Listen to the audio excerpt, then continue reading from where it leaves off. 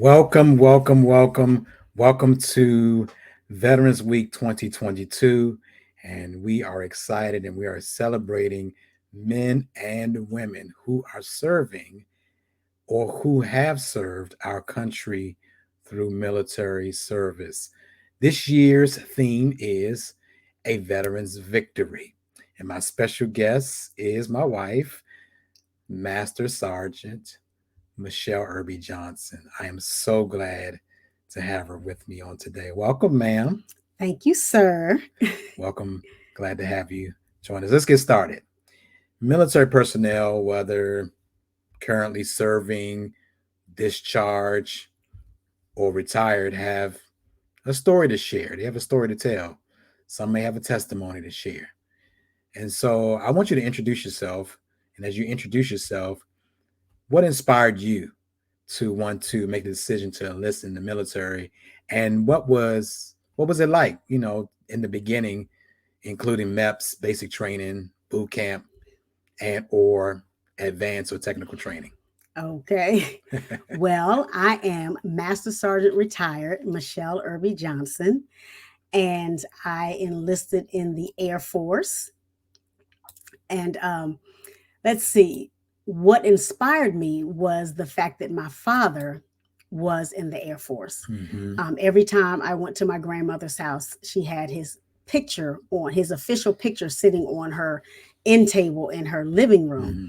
And I would sit there and I would admire it because he was in his dress blues and he had on his hat and he looked so handsome. And I would literally just sit there for moments and moments, just looking like this as a small child, just wondering what it was like for him to be in the military. And so I always said I was going to follow in his footsteps, Mm-hmm. not knowing that I actually would, but that was a dream of mine.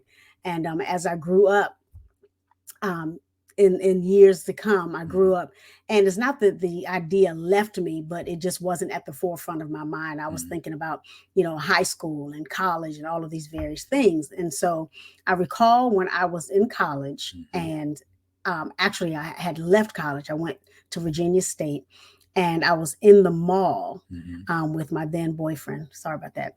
My then boyfriend, and they had this banner Mm-hmm. sitting outside, in the middle of the courtyard about, military, join the military, we want you, Uncle Sam wants you.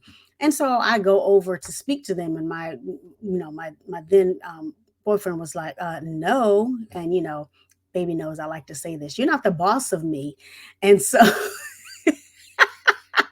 not the boss. And so I went in and I spoke with the people, and they just gave me some information. So I didn't enlist at that time, but I recall it being no more than a month after that I actually um, reached out to a recruiter to get more information on what I could do to join the military, because I had college under my belt and I was just looking to do something, because seeing this sparked my heart again about remembering seeing my father's picture in my grandmother's living room. Right. And so I enlist. I raised my hand, and I prepared myself, and I went to MEPS. I took the ASFAB, blew it out of the water. Yes, I did. Go blue, because we're smart. And so I ain't saying nothing. yes, okay.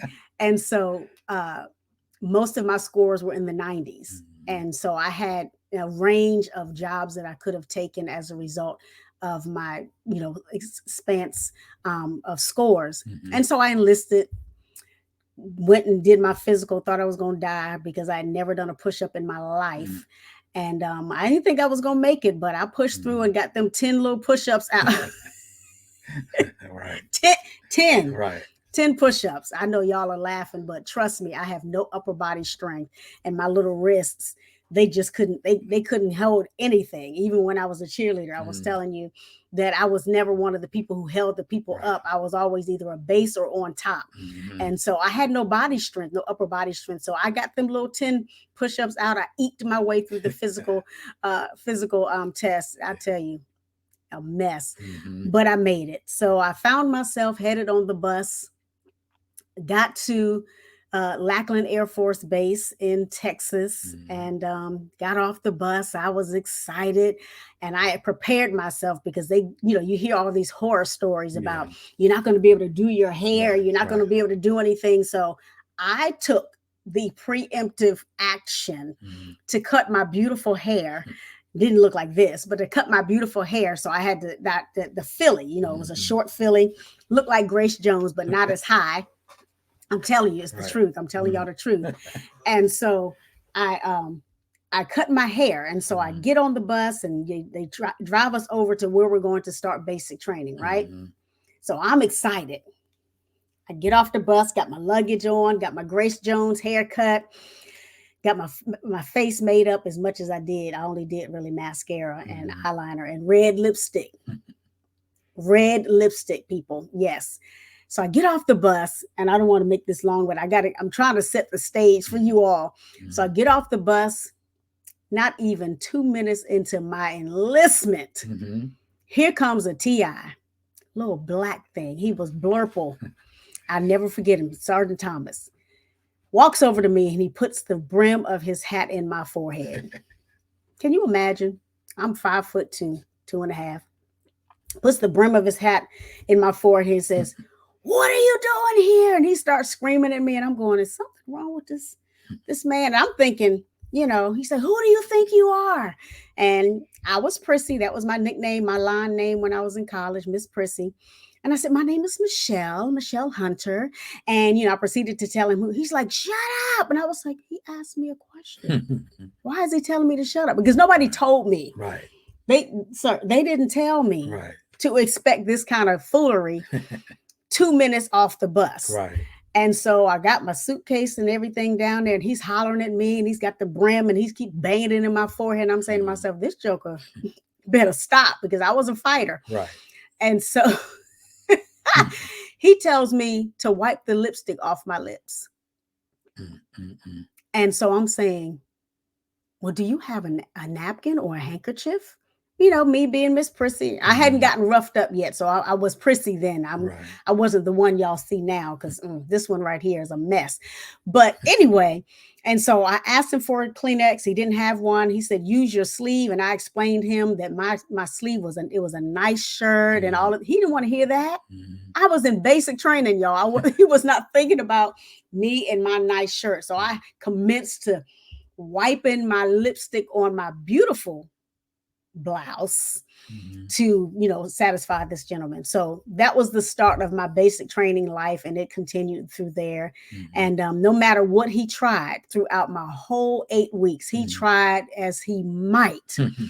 to get me to crumble, to get me to cry. And I think in the back of my head it was a joke, because I knew it Mhm. was only 8 weeks. Mhm. It wasn't the Marines, because they got 13 weeks, 16 weeks, or whatever. But Air Force, not that we're not tough, but it didn't Mhm. require a whole lot of that type of physical thing. Mhm. So, I'm in here, they do the shakedown. They tell us not to bring Yeah. certain things Yeah. with us. And so they do the shakedown. And so all these girls brought things they weren't supposed to bring. They had Mhm. Victoria's Secrets. They had the bras. They had the thongs. They had the everything. And they Mhm. took it. They told us to bring only our white undergarments. Mhm. 6 pair of white underpants and 3 white bras, and everything had to be white. Yeah. And so they got all their stuff taken, and I forgot that I had gum in my suitcase, and they hollered at me like I brought a rifle in. I was Wow. like saying to myself, what is wrong with these people? Mm. But anyway, I'm just being me. I'm not professional. This is who y'all gonna get. And so we got the shakedowns, and then they start asking us all these questions. Who likes to bowl? And me, I'm Mhm. volunteering. I was like, I do. I learned at that point you never volunteer, because then I became latrine queen. I got to clean the toilets, the tiles, and the Mm. floors Wow. with a toothbrush, my own. Wow. I was like, what? What did I walk into? I'm thinking I'm going to Mm-hmm. be like my daddy in his blues and looking nice in a picture. I had no idea. He never told me what basic training would be like. So that was just one experience and so many others. And so eventually they saw that they couldn't break me. Other people were crying and trying to go home and wanted to kill themselves on 2 hours. I was like, what in the world is going on in this place? Wow. And so I eventually became the squad leader of Squad 2.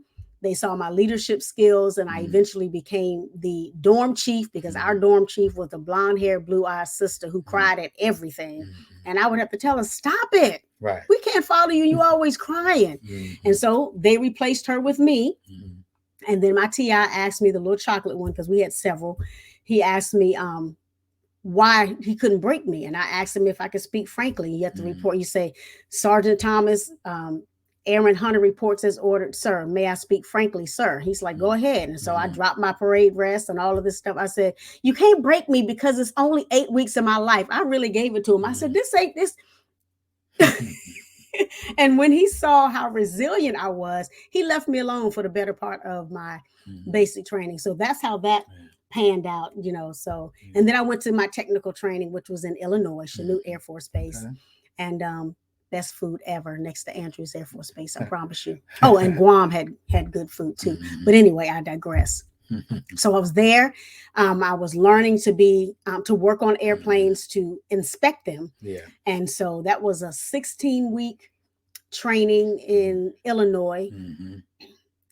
I tell you, it was cold. Because when I went to basic training, it was January. It was January in Texas, but by the time I got to Chanute, it was March, and it was very cold. And so I had to learn how to march and everything in the cold. But anyway, so that was that. And so I was there, and I learned how to work on jets. And so when I returned back to Andrews Air Force Base, because I started out as a guardsman. Yeah. But my career had me fluctuating in and out of active duty and guardsman, active duty and guardsman. And so I got to see both sides of the coin. And so I returned to Andrews Air Force Base, where I started working on F4s. Awesome. Is that what you wanted to do, or initially? What it was, because I remember I told you about my scores. Yeah. I didn't want to go in and do admin because I already knew how to do that. I didn't want to go in and do all of the things I already knew. So I wanted to do something different. So I chose between non-destructive inspection, being a field radio operator, and a decoder. Right. And the other two didn't. So I said, well, let's do the NDI since I'll be working on jets. I get to use my hands because I'm very mechanical. My husband will tell you. It's Miss Lowe's right here. I love Lowe's. I would go in Lowe's just to smell the wood. She be waving from the side of her. Oh my God. We drive by Lowe's. She be waving. I love working with my hands. She wants a circular saw for Christmas.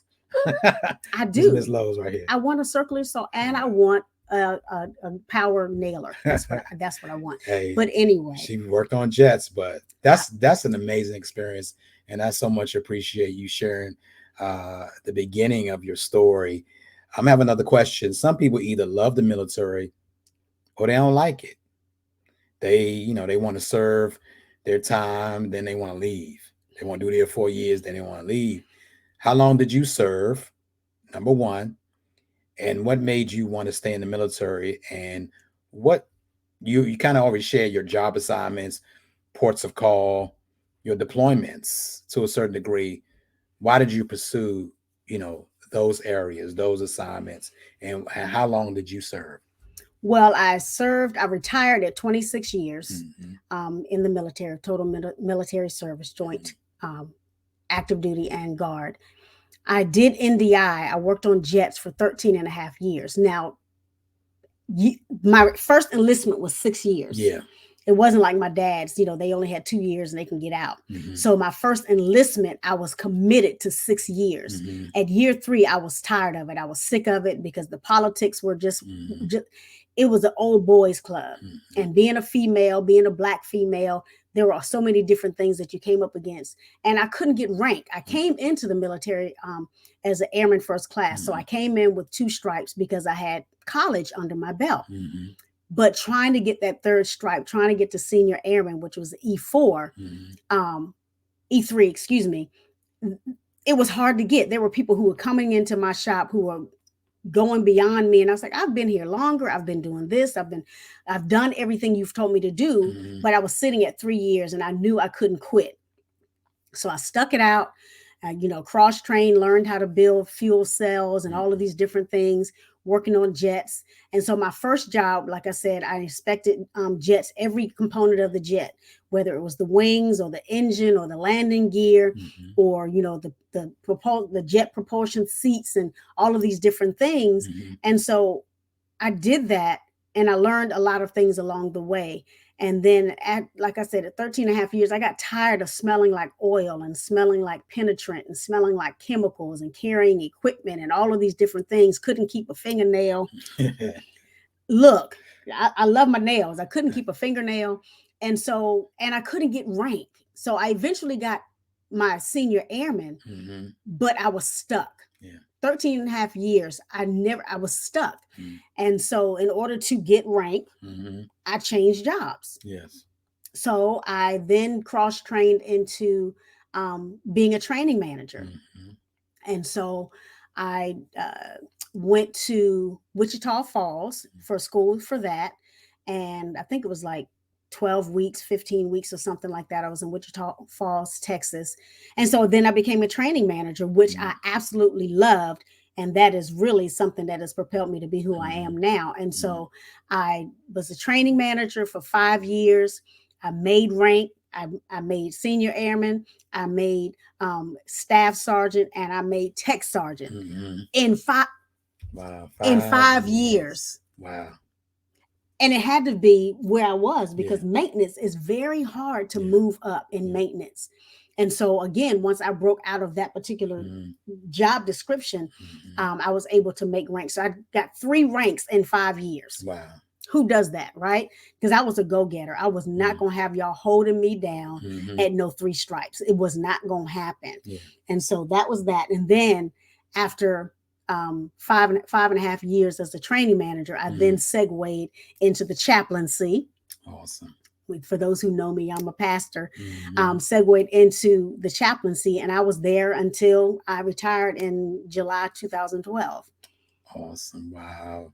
And that's amazing how you was a go-getter and you wanted to be better. You wanted more. And you told me a lot of experiences in the military, how you can't just stay in one position. You always have to keep moving up, doing more, educate yourself. How did in the military?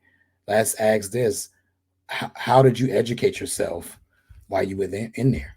Well, one thing is, the first thing that happens anytime you Mhm. join the military, well, I know with the Air Force, Mhm. as you are going through basic training, as you are Mhm. getting trained for various jobs, Mhm. you're building what they call credit towards your community college of the Air Force associate's degree. Yeah.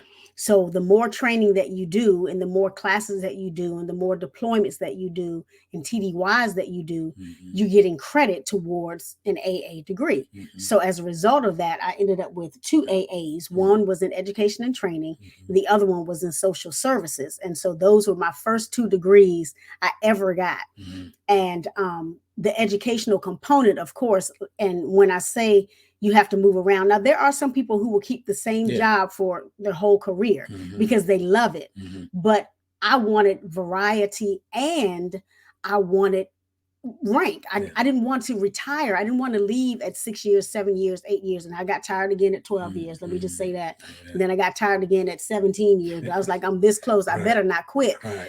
But I saw that the more I expanded myself and became more, involved in different components of who I am, Mhm. you know, it made me a better person. Yeah. Because each job that I did for Mhm. whatever length of time, Mhm. it gave me something in my toolbox. Yes. And so the education started with basic training. Awesome. And so basic training taught you that resilience. It taught you that fight. It Mhm. taught you you never quit, you don't give up. And those are things that I knew I had, but it was stirred, and then it was solidified Mhm. through the military. Awesome. So Awesome. What are some challenges that you face being in the military, And what were the adjustments that you made during your service? What would you have done differently? Some of the challenges, I think I mentioned one of the first one was getting rank. Mm-hmm. Because one, the military is a good old boys club. Mm-hmm. That's just the truth of the matter. Mm-hmm. And women being in the military, there's been a struggle since day one, way back in time. Mm-hmm. And so one of the struggles is being able to make rank and being able to prove yourself and prove that you can shoot and kill somebody. And I was almost marksman, so don't play with this one right here. Look, I tell her I don't mess with I met two people I don't mess with. I don't mess with MSgt, and I don't mess with G.I. Jane. I don't or Andrea, which is her first name. I don't mess with them three people. Because she will shoot you. She will shoot you. And so the biggest struggle was getting rank and getting people to see who you were. Mm-hmm. And I recall when I was in training, first the hard time was getting ranked for those 13 and a half years I was in maintenance. That was tough because no matter what I did, all the classes, everything they asked me to do, I did and still couldn't get ranked. Moved on to being a training manager. I was a training manager when, 9/11 hit and all of these different things. And I remember them asking me, or they were putting the job up for people to apply. And this is when I was actually seated as an active duty member in the Guard. They call it AGR, Active Guard Reserve. And so that was an active duty slot that I was sitting in, and I was actually active duty as a training manager. And so for me to keep my job, I had to apply. Wow. And so I was up against some people, and then there's this one gentleman who had only done training for like 2 months. As an alternate to his regular job. It was an additional duty. And I was up against him, and I had already been doing the job for 3.5 years. Wow. And do you know, they hired him to be my boss. Wow. And he had to keep coming to me to find out how to do his job. And so I'm being supervised by the person that I'm training. Right. Wow. When I say that took the wind out of my sail, that was another one of those moments when I really wanted to quit, because when I went to our supervisor and I said, well, what happened? Well, they said, well, we want diversity. We want somebody who would represent the unit well. I said, so what you're saying is what I've been doing for 3.5 years very well was not enough. And you wanted to put a guy in here to do the job that I am teaching him every day to do the job. Wow. And so I got sick of that. And so by the time I got to 5.5 years and he was my supervisor, still telling him what to do, teaching him what to do, giving him the ropes for 2.5 years, that's when I moved into the chaplaincy, because I knew that he was now sitting in the master sergeant seat. Okay. Where I was in it at first. Yeah. But by him becoming my boss, it kicked me back to the tech sergeant seat. Gotcha. So I was never going to make rank, because that was the highest rank you can make in that particular office. And so when I moved over to the chaplaincy, the master sergeant slot was already there.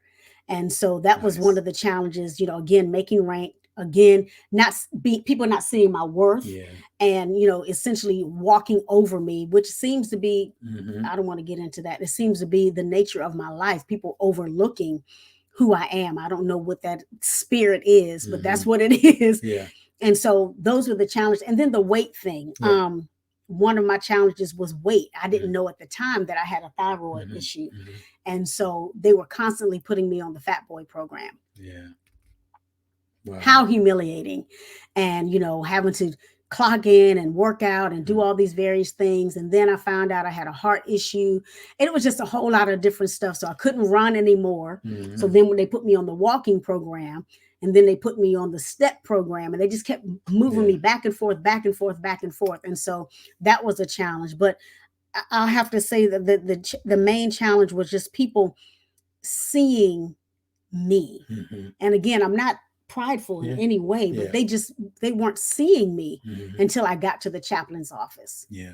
And that was a whole different ball game, because, they honored who I was, not just in uniform, but even who I was outside of uniform. And how did your relationship with Jesus Christ play a role in when you was in the chaplaincy, and being able to go on the field and serve in different capacities as relates to, you know, acknowledging different religions. How did that play a role in your life? Was it a challenge or was it fulfillment?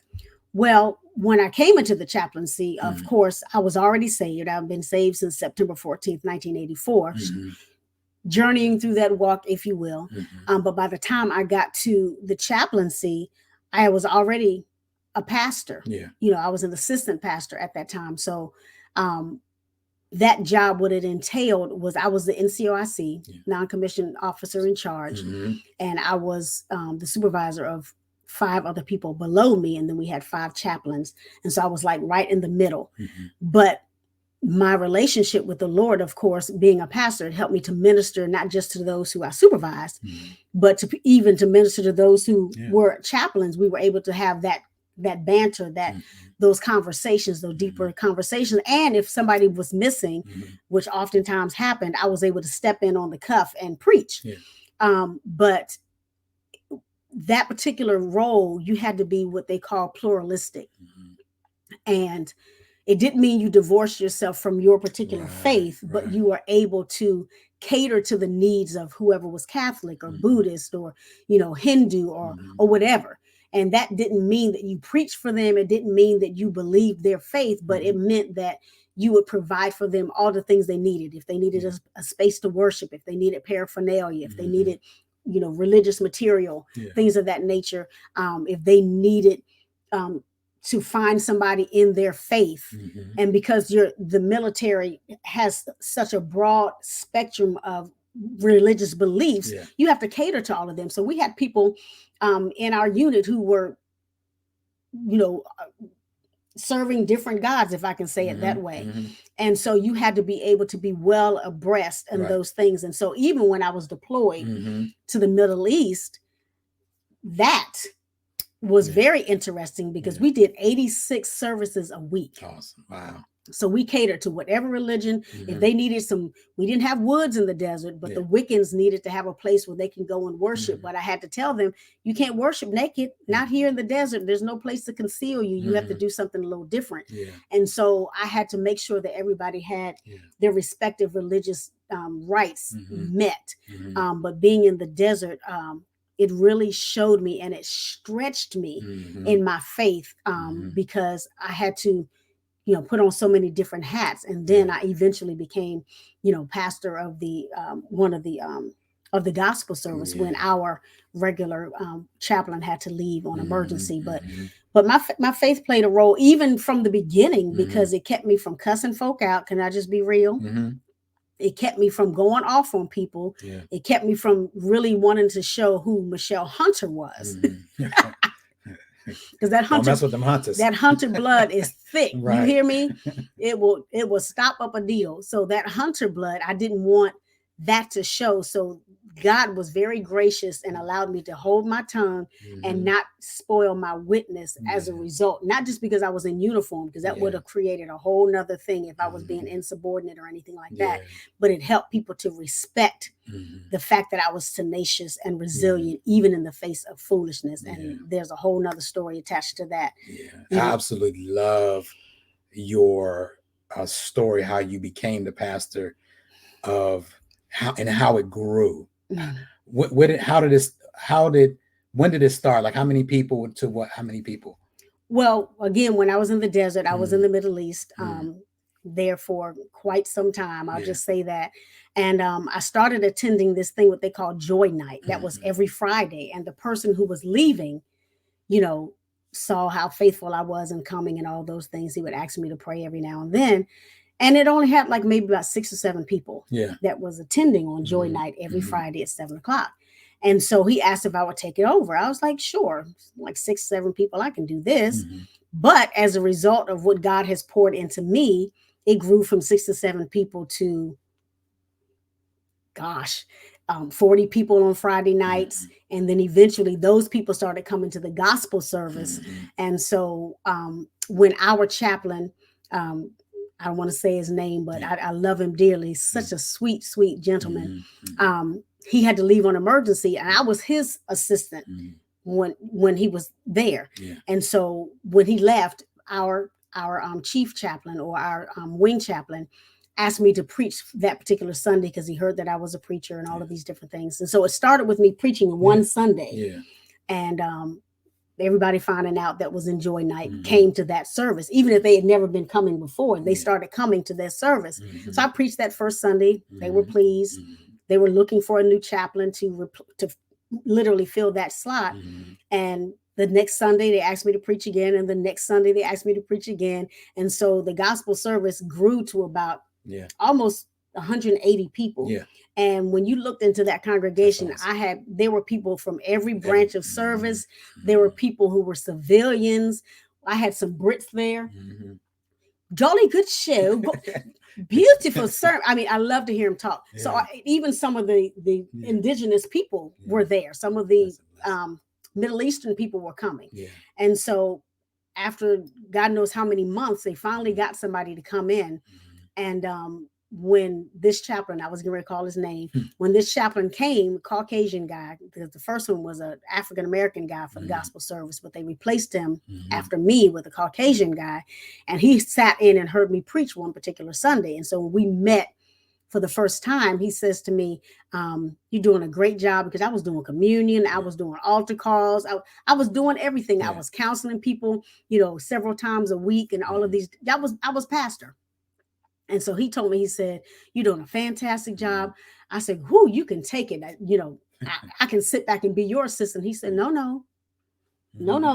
He said, just let me preach once, but you can have it. He said, I'll do the chaplain things in terms of what I'm supposed to do with visitation. He said, but you can have the service. Wow. And so that's how that ended up. And I was singing in the choir too, but I would sing and they would do whatever they did. And then I would come up and give the word too. So I was wearing all kinds of hats in the chaplaincy. So absolutely. I think knowing your story, that's one of my favorite stories, how you was pastor over there in the desert. Is an amazing. My favorite time in the military, I promise you, even though I was in a danger, we were in a danger zone. You can walk out of wherever you were and see, these Ballatin artillery ready to fire. Wow. And the weather. Can I talk about the weather? I was just thinking that, because look at here. Listen. I'm gonna let you talk about it, but I can't deal. You go ahead. My husband does not like to be hot, right? And so he complains when it's 85. He complains when it's 95. He complains if it kisses 100. And it was 150 where I was. When I landed there, it was July. We left July 4th. We landed the next day, July 5th, at night, at 9:30 at night. And it was still 100 degrees.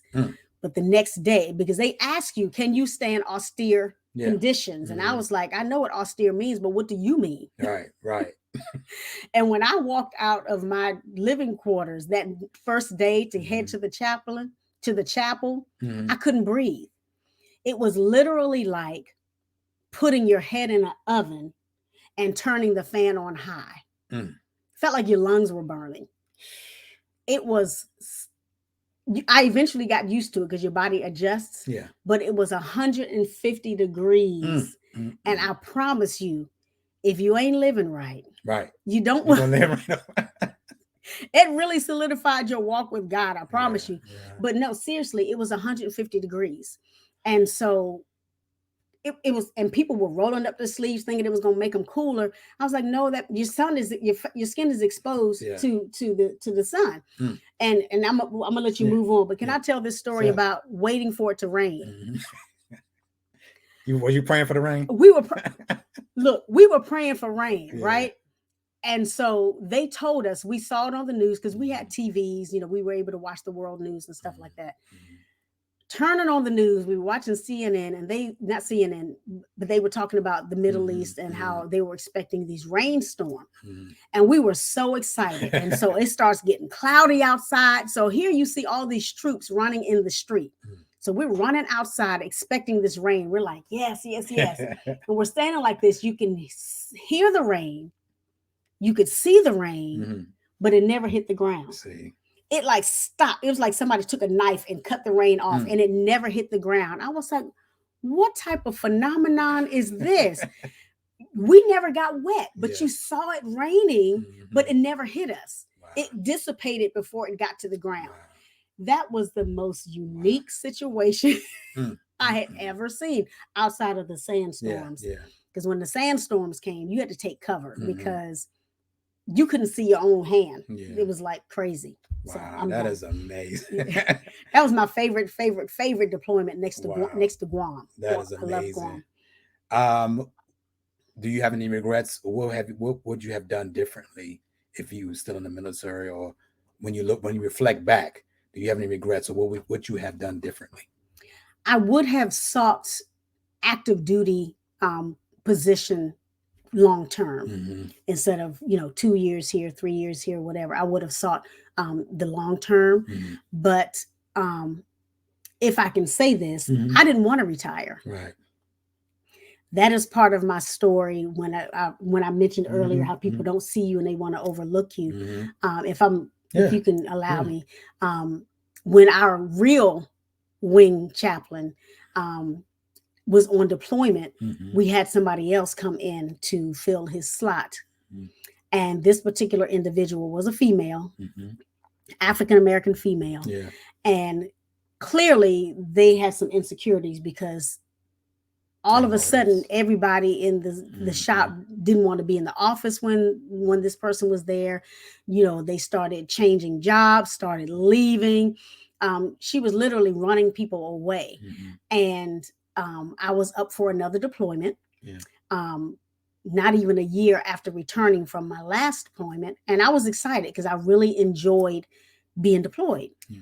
And through the process of time, this individual, I was getting ready to be really, really wrong. Mm-hmm. This individual did some things, and without all of the gory details, had me added to the retirement list. So there was a RIF, a reduction in force list, getting rid of all of the managers, so that the people below us could get rank, which I understand. Mm-hmm. But in some shops, you can't do that because if there's not enough intellect or intel and all of these different things, you're going to leave the shop crippled. And so, needless to say, she tried to have me committed, and she had me put on this list, and I was forced retired against my will, and it cut me to the bone. It still stings. I promise you, it's trauma for me. And I found out about 2 years later, maybe 3 years later, 2015, that this was a vindictive move. And when I received the call from the National Guard Bureau at the time, the person who told me this, and they said, we are so sorry. We didn't know, we didn't catch it. You can come back. But by that time I was disabled and I couldn't, I wouldn't be able to do the PT or anything like that because of my back and my neck. But to find that out, well, I knew it wasn't right because what she was saying and what she was doing was so underhanded, and people saw it, but nobody stopped it. Right. That's the part that really traumatized me, that nobody stopped it. And then to find out, like I said, 2 to 3 years later, that it was a vindictive move, that she was trying to get rid of me, and that's how she did it. Wow. Otherwise, I would still be in boots. I would still be in boots. I tell you, I still have one of my blue set of blues. I still have one set of my BDUs, and I still have my combat boots. I will never get rid of them. I'm a camo girl for life. You can see that, right? I'm a camo girl for life. But that wounded my spirit to such a degree. I can't even talk about it because I don't want to cry. You can't even look at maybe your blues or your I can now. Like, okay. Initially, there was a point you couldn't look at them. Yeah. And you would experience some trauma or trigger. Yeah. I couldn't look. They were hanging in the back of my closet, and if whenever I would move or whatever, and I would see them, I would literally break down and fall on the floor because it wasn't fair treatment. And by the time it was caught, like I said, it created some really deep trauma. And I'm still working through it. But that was 2012. And I'm still working through it because I would still be in boots today. I really would. I would Mhm. still be serving Mhm. in whatever capacity today, but Yeah. that was the biggest challenge I ever Yeah. faced. And I'm glad you faced that challenge. You went through that because now you can share with those who either are entering, still in, or retired, like you, and disabled, honorably discharged.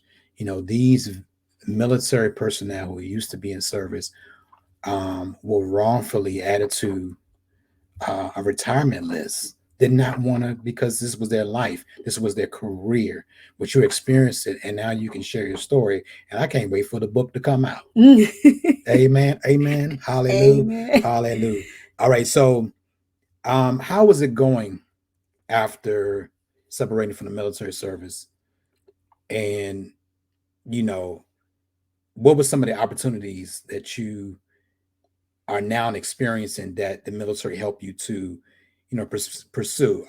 Is your civilian life connected to your military skills? Well, you asked a lot of questions. What was the first one? The first one was, how is it going after you separated from the military? I mean, of course, that's been years. So really, what are you doing now? What is your career? Okay, Yeah, hold there. okay, that's the first question. Yeah, because I don't do good with stacked questions. I like Right. to ask them and answer. Okay. Okay, so what am I doing since then? Mhm. I still have a heart for veterans. Mhm. I still have a love for the uniform. I Mhm. still have a love for what the military represents Yeah. and the service. I always remember service, excellence in all we do and all of those different things. You never forget that creed. Mhm. And the things that the military provided for me, I'm able to say I have 5 degrees. Mhm. I told you I had the 2 Yeah. associates, but Yeah. I have a bachelor's in Mhm. human resources management, and then I have a first master's in human resources development, Mhm. and then I have a second master's in counseling. Yeah. And so with a concentration in crisis and trauma. And so I use those Mhm. degrees when I counsel and I help women in particular dealing with Mhm. trauma, dealing with domestic violence, Mhm. dealing with various things in life. So I Yes. use those skills. In terms of my master's in human resource development, Mhm. I write curriculum. Mhm. I am a trainer extraordinaire. I Mhm. love to train. That is my heart, is seeing people develop. I like Yeah. to see people grow and to basically expand themselves. Mhm. And so I'm utilizing those things. I'm an entrepreneur. I have my Mhm. own couple of businesses on the side, couple little, passive income things. But for the most part, the military, the way that I use it, one, Yes. my leadership and authority is always the basis for everything that I do, Mhm. whether I'm teaching, whether I'm preaching, whether I'm counseling or what have you, Mhm. is getting people to a place of transformation. Yeah. And so military did that for me. It Mhm. transformed me from this prissy, Mhm.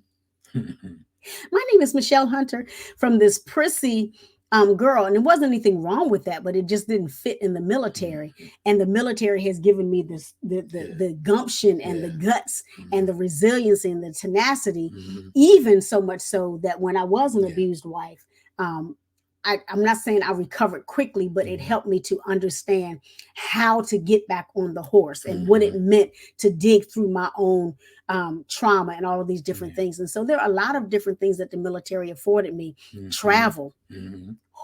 Yes. Did I say travel, y'all? Travel. Um, and people. Oh Yeah. my God, the people that you meet, Mhm. the camaraderie that you have in the military is second to none. Yes. It has nothing when it comes to ministry or Mhm. church. It does not touch it, because the people that you meet along the way in the military, those are some lifelong relationships. There are people Mhm. that I haven't seen in years, and I might see them. I went somewhere, I think I went to a training, I was like, such and such, we had lunch, we caught up. Yeah. And there is nothing like the family of the military, because you're their wingman. In the air force, you're the wingman. Yeah. In the army, you are their battle buddy. In Mhm. the marines, you might be the person in the trenches. Whatever Mhm. the terminology is, that camaraderie is second to none, and you will develop some relationships that even death cannot separate you Yeah. from. And so when I think about true relationships, it's my military friends. Yeah. And like us, when you're crying, they cry with you, or when you're ready to quit, they hold you up. And when people, I've been there when friends of mine committed suicide in the military and having to do trainings, and it was just so much that the military has afforded me that I can't pay for it. I cannot pay for it. And this time there's not a lot for me to give you all of the gems and treasures that the military has given me. Awesome. One of the treasures that we both are pleased to have experienced is your former chaplain, pastor, marrying us. Oh yeah. Which, we're friends, we're brothers with him. And that's one of the joys that I can say that through you, I was able to meet him, and for him to marry us made it extra special, because you all were not just friends, brothers and sisters, but also he was your supervisor. He was your chaplain. He's my forever. He's my forever chaplain and my forever pastor, but most importantly, my forever brother. Yeah. There's nothing I can't call him for. There's nothing that I can't, when he had his last child, I remember when his wife, she had to have surgery to have the baby. He called me to be the caregiver for those many, many weeks or months until she was able to get on her feet. Who does that? You don't, you know what I mean? And so again, there's so much that goes hand in hand with being in the military, and the benefits again of getting free education and the benefit of getting houses. I've purchased 5 houses with my VA loan. That's right. I always tell my husband, I said, if I can tell it. He's like, oh, babe, we can get this house right here. I said, no. I said, because my VA loan is not going to take that, because the wiring is not right. And so I'm always telling him when we're looking at houses, the VA is very specific. You cannot have a house that has wiring that's out of date, or doesn't have this or doesn't have that, or is made from a particular material or what have you. So I've been able to purchase 5 houses on my VA loan, no money down, just $1,000 for what they call the a good faith deposit. But that is a benefit of being in the military. You can be a homeowner multiple times. Yeah, and that leads us to our one of our last questions is, what would you say to encourage and inspire people who are looking to enlist, currently serving, and retired? How would you encourage and inspire? Because you just said, you talked about the VA loan. You talk about maybe some people are, in service, they get a GI Bill, all of these benefits. We don't call it that anymore. Okay, right. Right. How would you encourage and inspire people who are looking to enlist, currently active duty or retire? All right. For those who are looking to enlist, first of all, understand who you are. And understand that the military can bring things out of you that you didn't know were there, good, bad, or indifferent. It strengthened me, whereas for some people, like you said at the beginning, some people either love it or they hate it. And that's because they don't like authority. They don't like submission. They don't like to follow instructions and directives. So if you're not that person, then the military is not for you. But if you feel that you can weather that, if you can feel that will create a leader in you like no other, then absolutely. I am pro-military all the way, camo all the way, because there are so many things that you can garner from being in the military. Free education, housing, entrepreneurship. I went through this entrepreneurship training that is offered free of charge, and then they help you get all of your paperwork in a row, and there's so many benefits. I can't even sit here and name it to being in the military. So if you're considering it, think about what you want to get out of it. Do you want to do just your first term, or do you want to retire and get a retirement check? Come on, yes. I'm just gonna let that linger right there, because with the way the economy is going, and depending on how old you are, there's an age limit to when you can start and all that those different things. There's not going to be a whole lot for people to rest on in terms of retirement. So stay in and retire. As they told us in the military, suck it up and get to 20 in 6 months. That way, you're good and in, right? And so your retirement, your housing, the benefits, the medical care. Yeah. I'm a disabled veteran, and I'm in the process now of having my claim reviewed, to the point I may end up being 100% because I have so much going on Mm-hmm. as a result of my military service, including alopecia. Mm-hmm. Mm-hmm. Lost my hair. Mm-hmm. I noticed it early in my career, like Yeah. 2000, early 2000s. I noticed I was losing hair, but I didn't know why. Mm-hmm. But anyway, but the point is, there's so many benefits for those who are Yes. still in. If you're at a place where you feel like you just can't do it, Mm-hmm. ask yourself why. Yes. Ask yourself what would push you to continue to Mm-hmm. get to retirement. I Mm-hmm. know people who got to 18 and a half years and quit. Mm-hmm.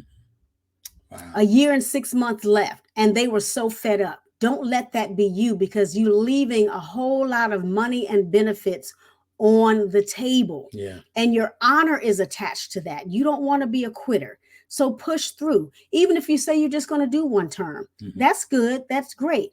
But if you feel like you want to do something and make a difference, go the long haul. If you're retired, put those skills to work. Mm-hmm. Use those skills and start a business. Open a house, for abandoned children, or neglected people, or start a business, to teach people to read. Use what you were taught in military service Mm-hmm. to help other people in your retirement. Awesome. Just like you said, you would have gave up at year 7. I was going to give up year 3, Year but I had 3. to Mm-hmm. stay until 6. Right. Then I got to 12 and Mhm. wanted to quit. Got Right. to 17 and wanted to quit. Yeah. But I went to 26. 26. But I would have stayed in and until never wanted to quit. and never wanted to quit. I wanted to die in combat boots. Wow.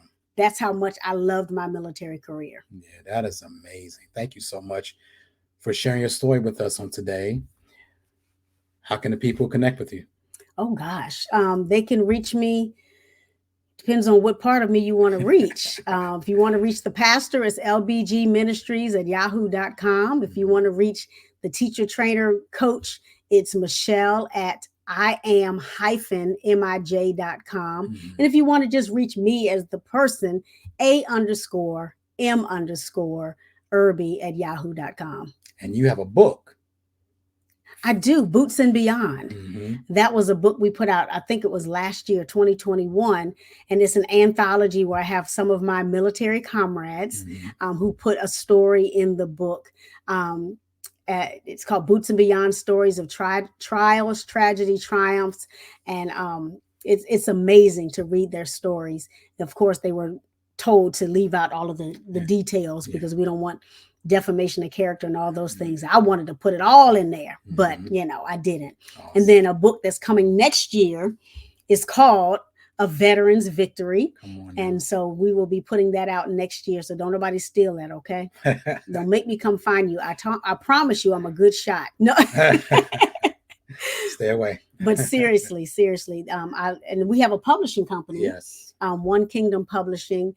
You can certainly, that's one of my side gigs. Mm-hmm. I love literature and I love writing. And so we help people publish their books. So you can visit onekingdompublishing.com. That's ONE kingdompublishing.com. And you do virtual assistants. Virtual assistants. That is my other entrepreneurial venture. Mm-hmm. And so right now I'm a virtual assistant for a company, and I write all of their curriculum. I do all of their trainings.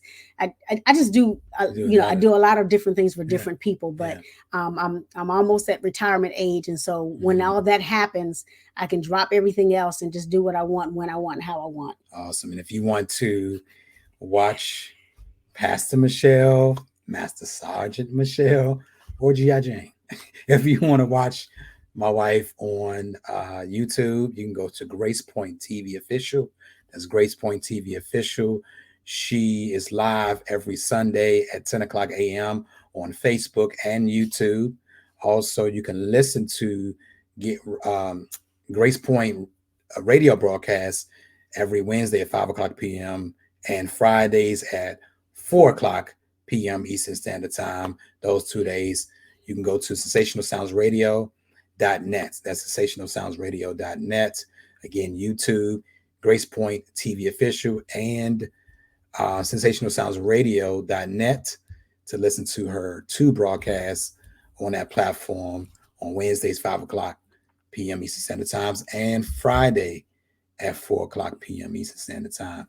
I'm telling you, my wife is an amazing, amazing person. She does so many wonderful things, and I'm so proud of her. So proud of her resilience. So proud of her tenacity, her leadership. I told her, look, y'all, you my pastor.